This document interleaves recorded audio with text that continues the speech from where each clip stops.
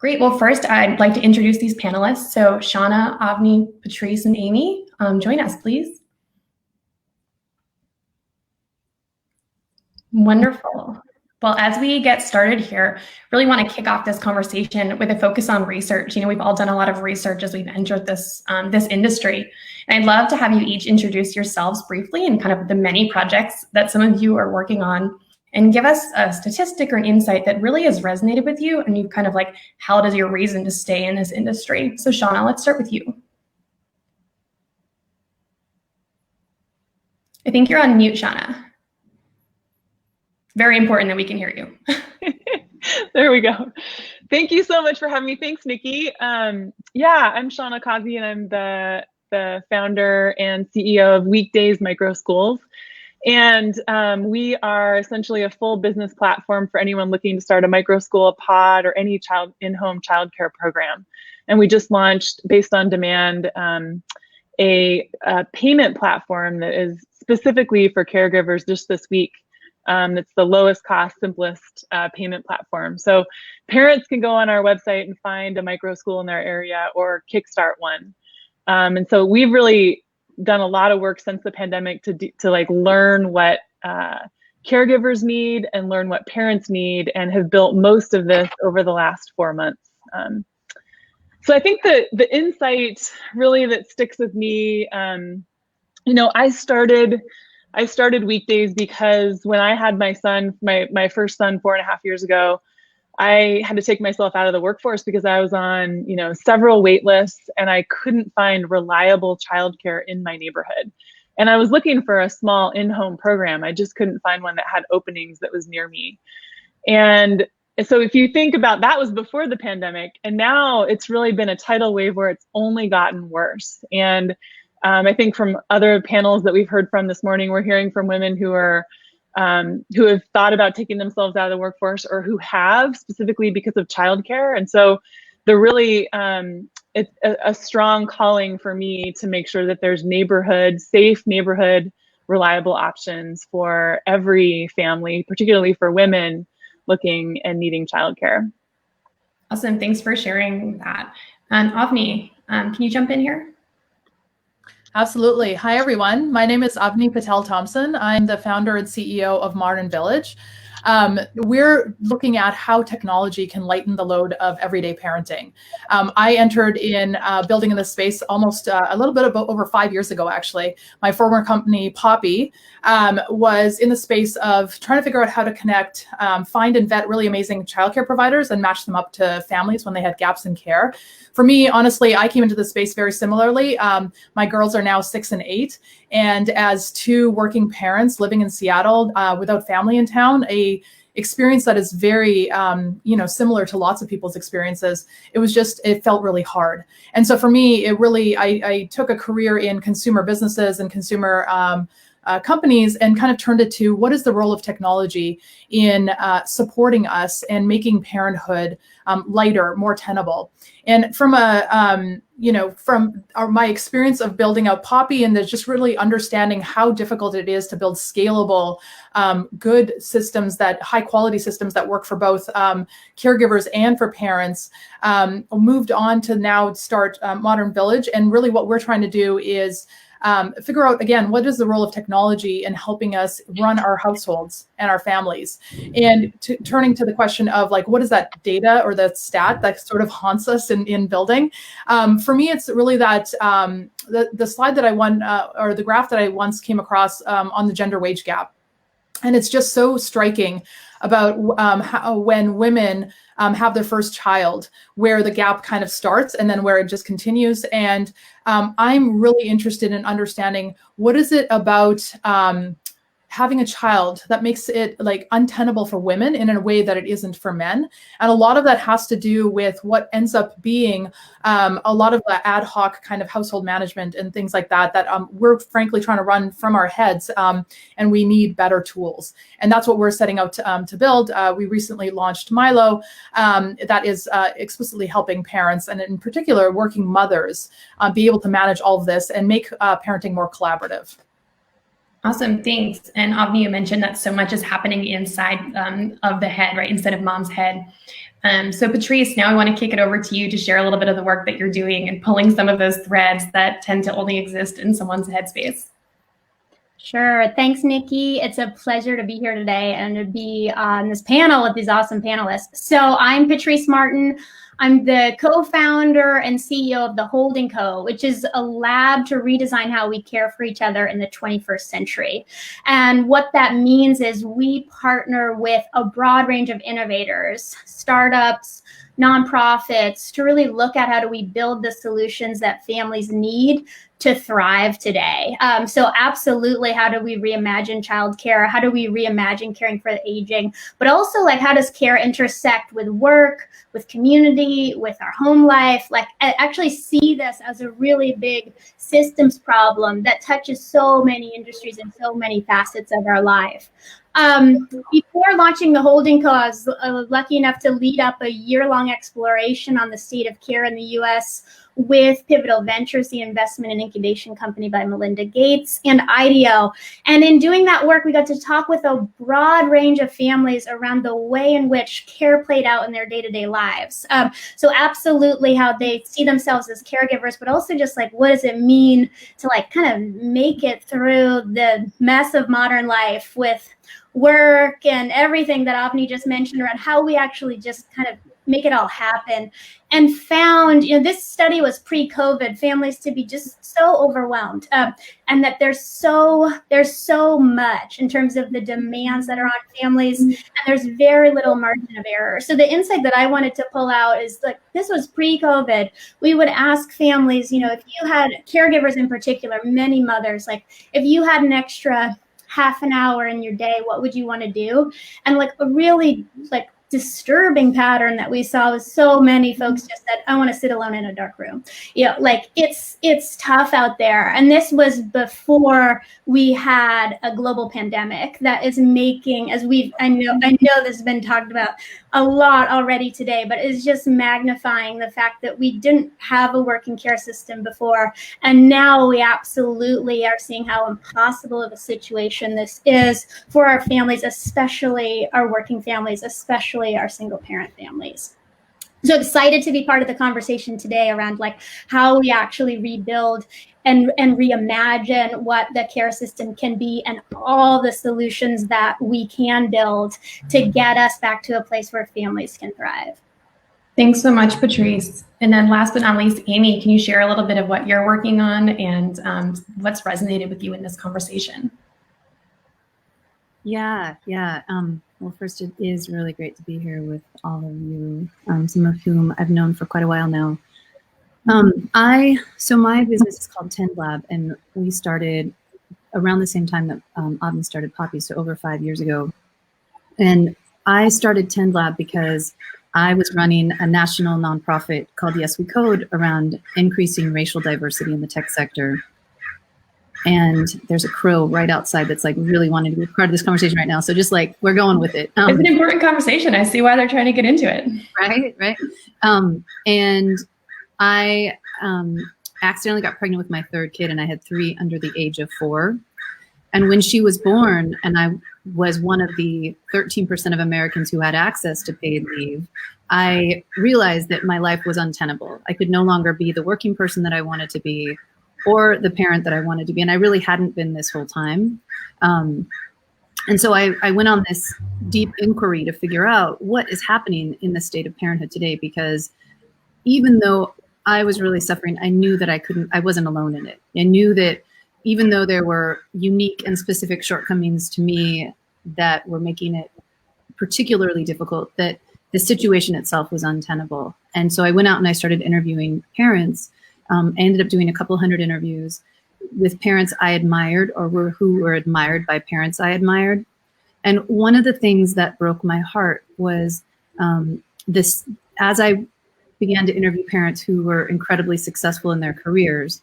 For instance, one African-American woman who was a CEO who had really worked her entire career to be able to break the legacy that many African-American, particularly women, especially mothers, face of not being able to progress in their careers. One of the biggest sacrifices she had to make in order to achieve that success was to take less than the 5 weeks of maternity leave that she'd been given with her children. She took less than 5 weeks because she knew that if she took less than the full amount of time, it would signal her commitment to her career and enable her to advance more fully.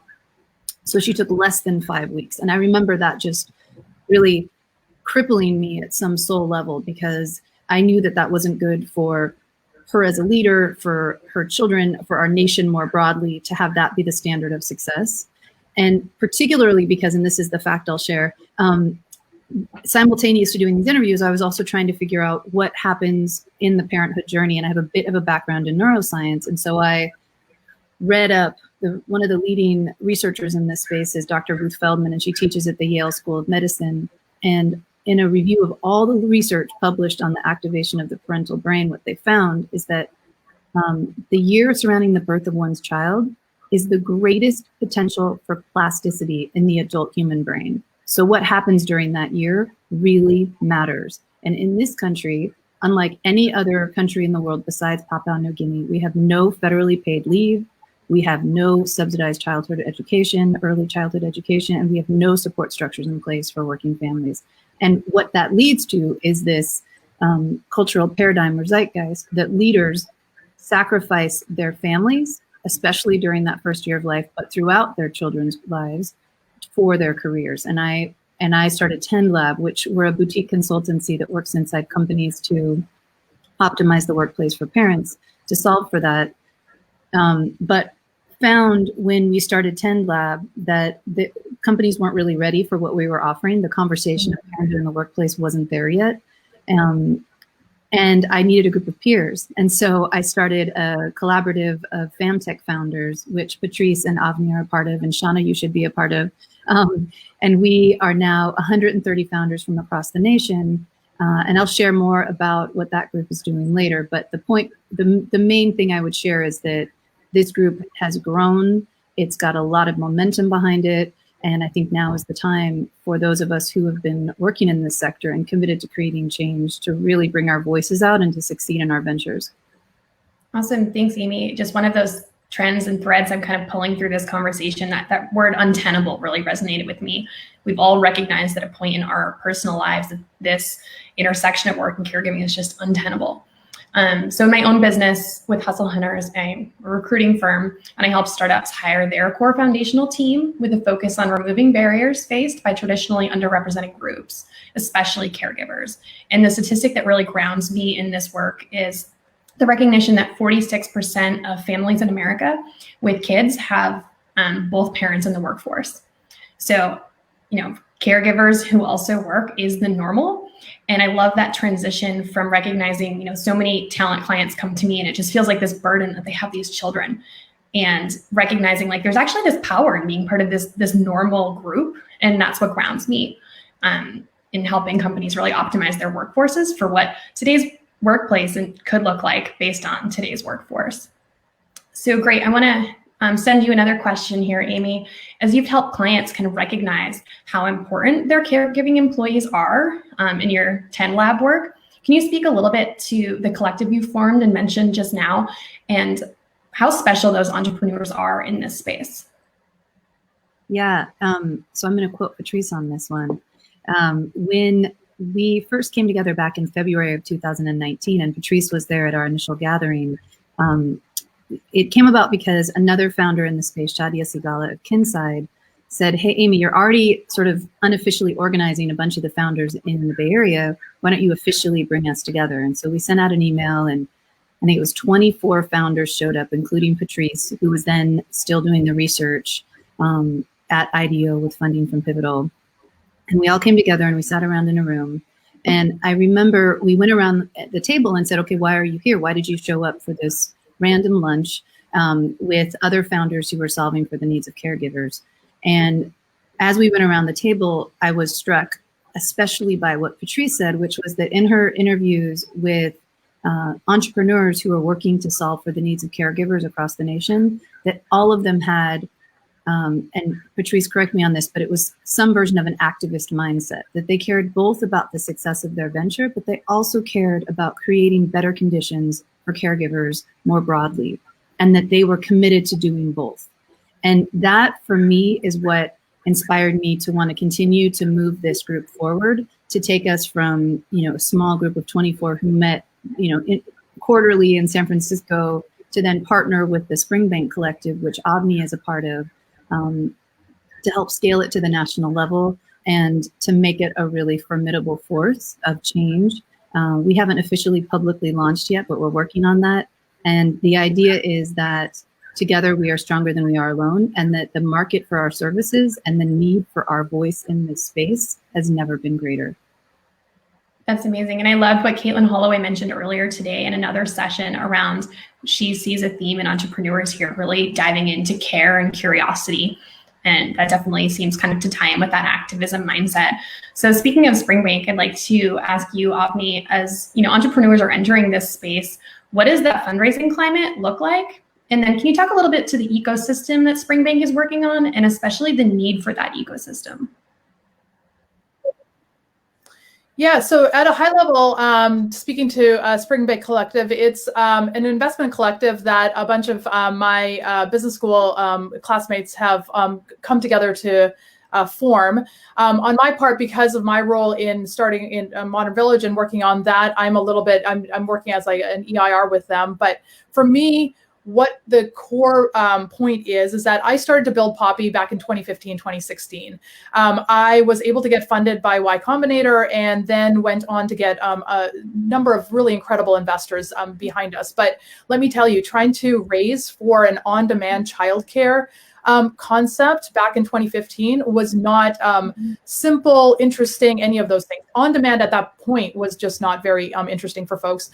The concept of childcare or anything like that being scalable and high quality and all that stuff, it just wasn't something that was broadly interesting for a lot of different types of investors. And so going from that to then seeing the landscape of funding and funders just really shift from every single way you can kind of think of has been extraordinarily positive for me. I think for me, if I were to look back over the past 5 years, that's probably like top of the list of things that I am optimistic and excited about, because my conversations today, when I'm talking about finding the people to join our investor team, it's a completely different situation.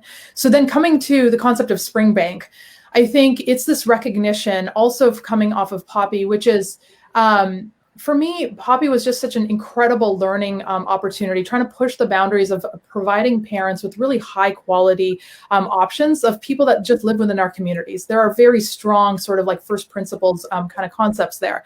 Having said that, it is really hard for parents to bear the cost of that high quality all by themselves. And so I think that for me has kind of brought up, well, what is the role of employers? What is the role of the government in making some of the math work, frankly? And so coming off of Poppy, I started having a lot of different conversations, everything from nonprofit and kind of like the public policy side of things, to funders, and is there an ecosystem? And frankly, that's how I got connected to Amy, because I do think that there is a bigger picture story here where we can each pick off our little problem and then try to figure out what is like the great bold innovation that can go solve it.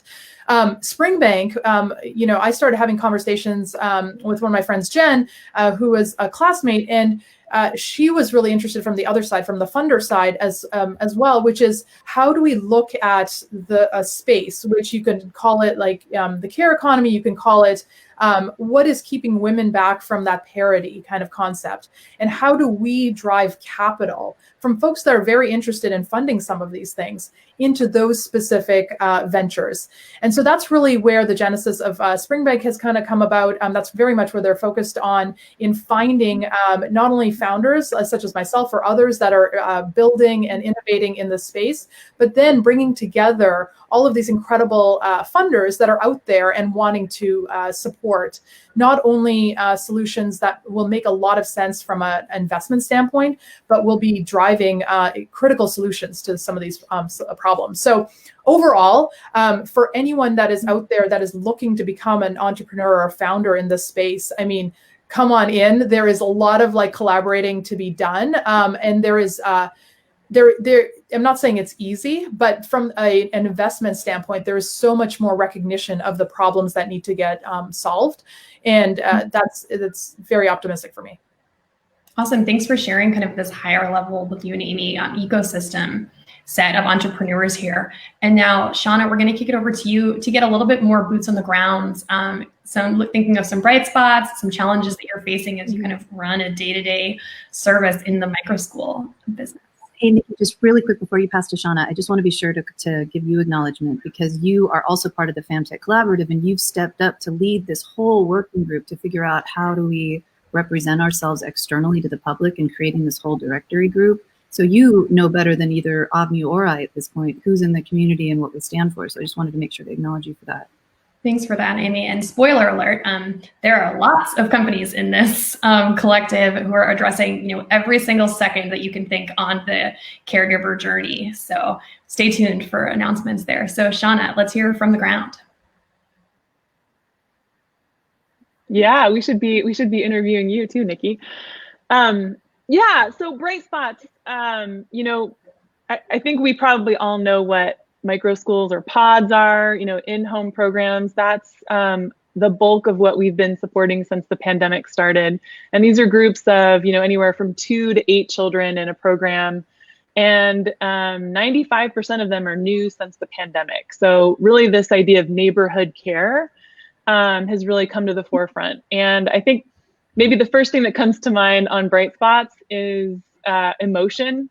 Whether I talk with investors or, I still am on the phone a couple times a day with different childcare providers that I'm helping to onboard. We're a tech company, but we still talk to all the childcare providers before their programs go live. And every single day, there are tears. I've had an investor start crying just recently as I was in a pitch. Every day I talk to childcare providers. There's tears of joy, parents who are just overjoyed because they can keep working and there's a local option. They can walk somewhere in their neighborhood and have really safe childcare. So I've quite frankly been surprised at how much emotion there is right now, and the fact that we're comfortable sharing it makes me happy. So that's been just a sort of a daily occurrence for me since the pandemic started. And generally they're tears of relief or tears of joy, which is great. I think the main takeaway that I've seen is that since the pandemic started, there's just this huge community effort of neighbors helping each other. So whether it's a co-op childcare or whether it's a teacher who is at risk, who wants to teach a program in their neighborhood in a safer environment. The idea that there's just more options than there were before, and that communities reaching out to help each other. I've heard of some of our programs that we support where they are, and we encourage this, where they're offering scholarship spots or sliding scale scholarships, which is, a new thing, right? I think before the pandemic, would you ever have thought that somebody else would help you pay for preschool? That your neighbor would help you pay for preschool because you're a single mom and you can't afford it and you have to stay in the workforce.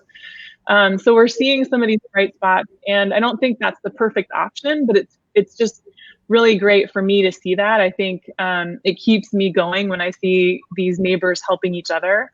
And then I think the other one is businesses have really been stepping up. We're working with a couple dozen businesses right now who are either offering a partial or full subsidy for childcare or school support.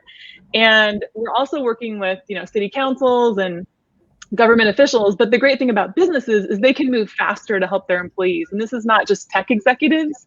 This is like their entire team that they're getting this subsidy and this benefit. And so I've seen that just be a lifesaver for so many people. And so I think you'd be surprised if you work at a company, if you bring it up with your company or your HR team, that there is a willingness right now to offer some kind of support in some way. And so that's been a bright spot. And then the last one that comes to mind is just a lot of these childcare providers are now making a fair wage, and some of them are bringing their own son or daughter to the program. And so it's really opened up opportunities for them too, in a really, really tough environment to be in a safe environment where they can teach. So that's been a bright spot. I think the challenges, we're probably all familiar with them. If we're parents or have friends that are parents, I think the online learning has been just a huge challenge when you think about a kindergartner who has like a 5 to 10 minute attention span and trying to do remote learning with a remote kindergarten or first grade program. It's really, really difficult. And it's frankly just not really set up for early elementary children in particular. And then the equality issue on, right now we just need more funding available. We need more businesses to step up. We need more opportunities for neighborhood care. We just can't meet the demand fast enough. And I think that's really been something that, a lot of us care deeply about and have been jumping in to see what we can do. And from a government perspective, from a business perspective, like all of the options that we can look at right now to make sure that everybody has the care that they need. Awesome. Thanks so much for sharing that. Something that I really like in the work that you're doing, and I see through many of these other solutions, is that we're using technology to enhance community and enhance connection as that extra layer, not necessarily as a layer to create distance.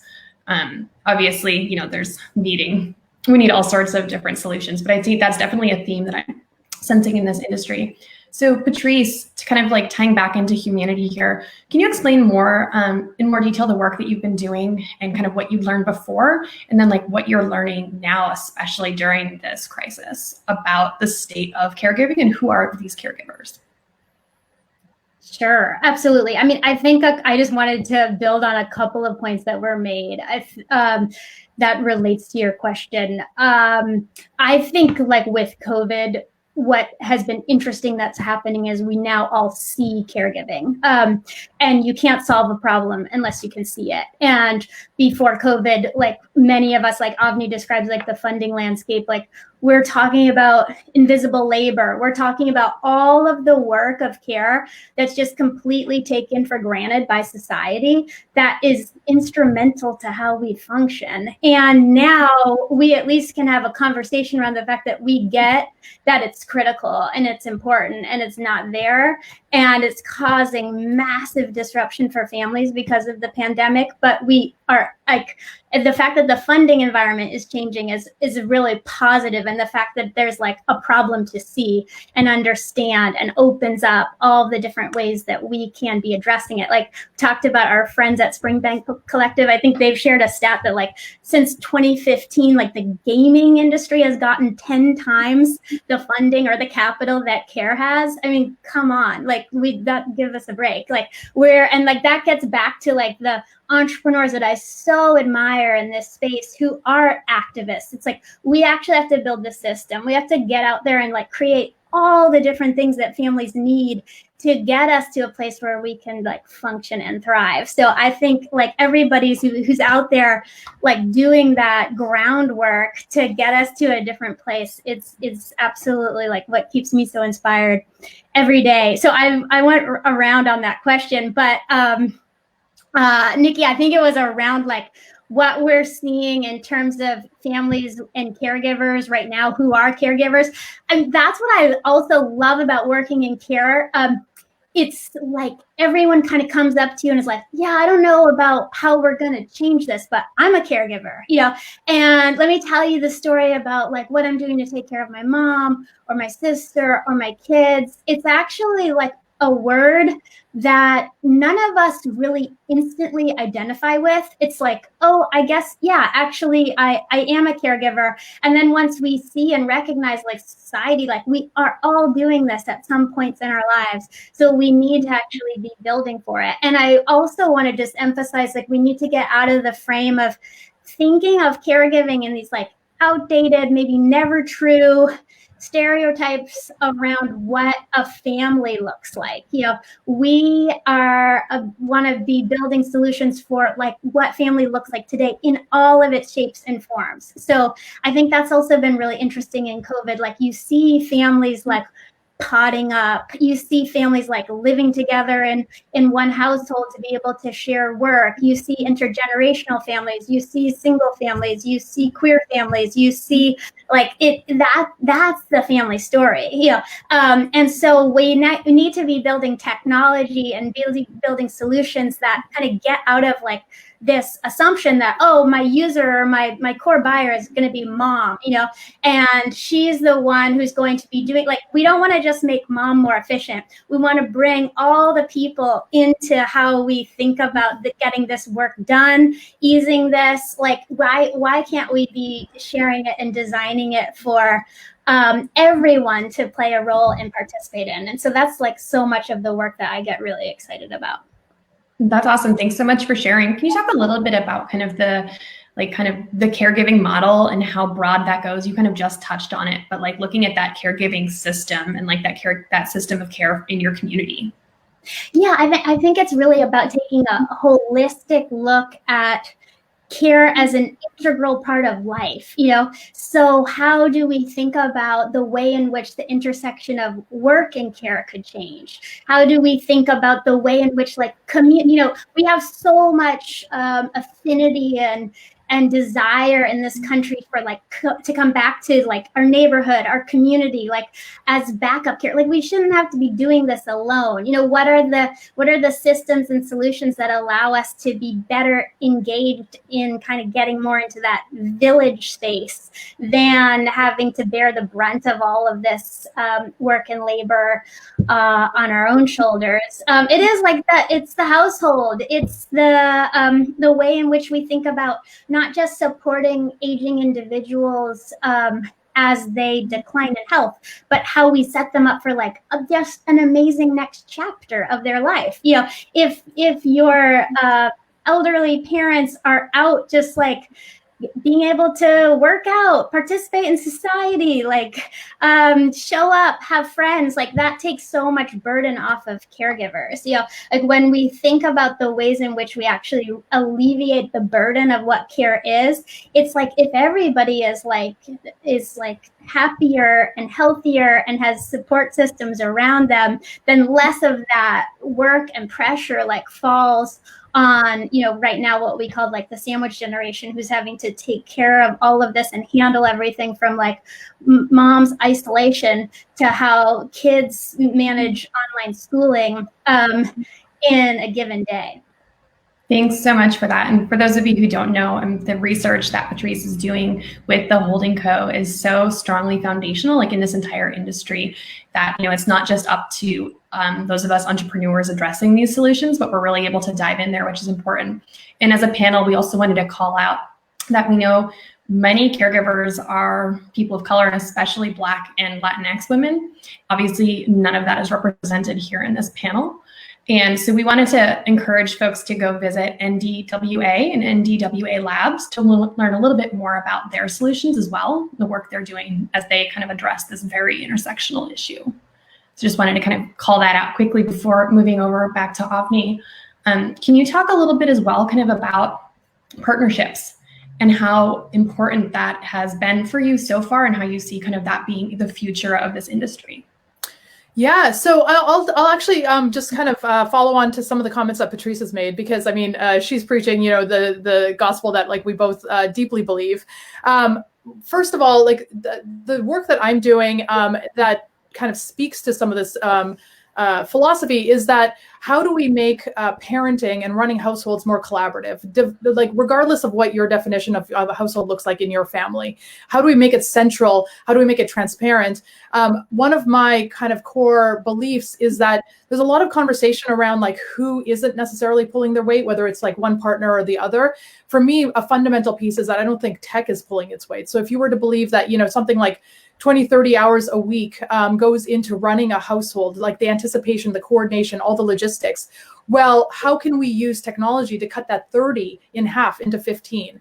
And then from there, let's now have a conversation of who are the people in the mix in my village that can then take on that 15, so that now what previously was 30 hours on me or something is now cut down to 5, which is absolutely game changing for me, but completely rethinks about what we're doing. And so that's where I'm really focused on what is the role of technology in reducing that burden. The second piece, kind of bringing in some of the partnership piece, is I also the the way that we talk about it is building a family OS. What I think is necessary within our homes is an operating system that all of these things sits on top of. I think there's incredible work by many of you, by others that are doing everything from school apps to childcare to, you know, Instacart, all these types of things. What we're missing is a central kind of operating system for all that to sit in, and for us to be able to collaborate and kind of do, whether it's caregivers, a neighbor, or whatever that might be.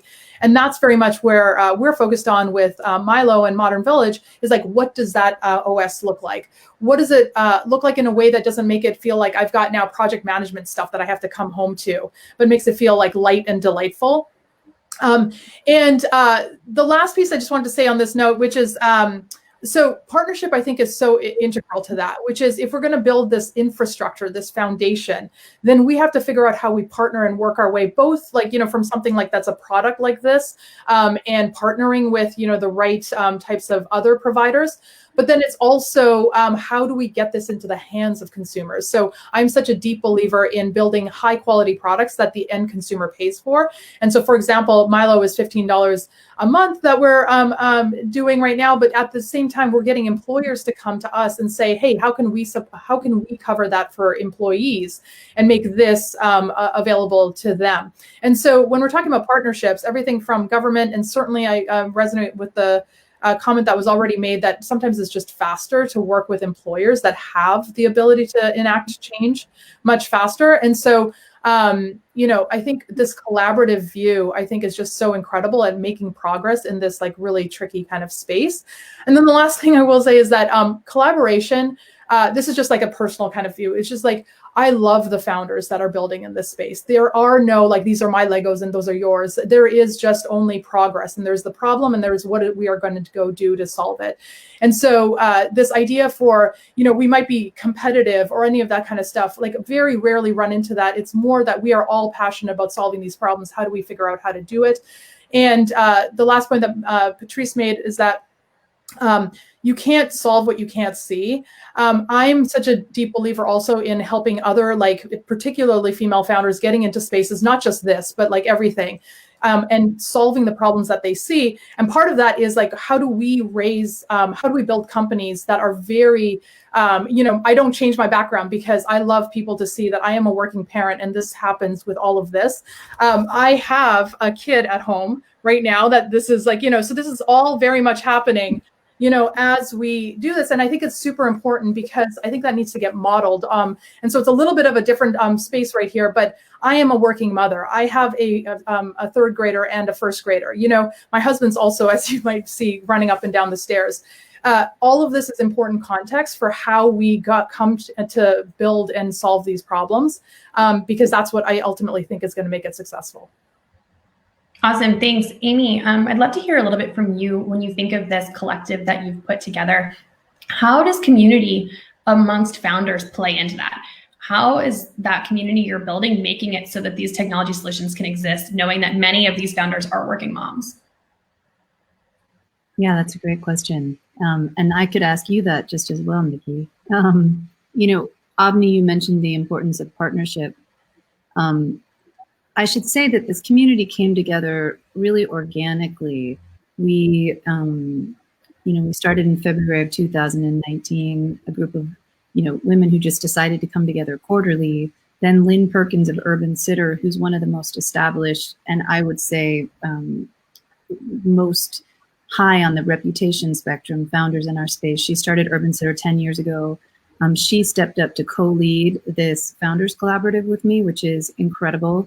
I'm so grateful to Lynn Perkins. Anybody who has an opportunity to work with Urban Sitter, I highly recommend it. So she and I co-led the collaborative for about a year, just as volunteers, because we really believed that it was important to shape, name, and claim the space that all of our services were working in. Because prior to COVID, like you said, Patrice, caregiving wasn't visible. It just wasn't something that we saw as a nation, not at the federal policy level, certainly not at the employer level, and all of that is changing now. But for a year, that wasn't the case, at least for our founders community. We all came together with that sort of general understanding.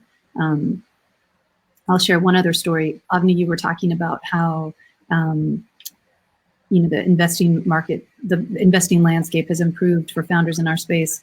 When Lynn Perkins, who by the way has raised over $45 million for Urban Sitter, when she was first seeking funding 10 years ago, she went to a group of investors and they said, oh, childcare, we think that's kind of a boutique thing. And of the boutique things that we're thinking of investing in, we've decided we'd rather invest in luxury jet travel because we think it's a better bet than childcare. So that was the landscape 10 years ago. And now here we are in COVID with the understanding that the market for our services is very real.